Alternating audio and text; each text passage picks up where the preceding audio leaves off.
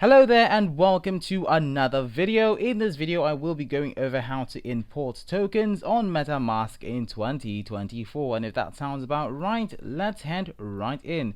So the first step is to go into your account. Now it doesn't matter if you're using an iOS or Android device, or you can as well use the web version or browser extension of the application of Metamask. The process, I believe, should be all the same. To import your tokens, there is an option with the plus sign here written import tokens. All you have to do is click on it, then this should pop up, a window should pop up where you can of course search for the token or the currency you want to import. Now I'll just do something like BNB and hope that's something alright. So I have BNB coin here, Binance coin. I can click on it and click on next, and it should give me an option to import this token.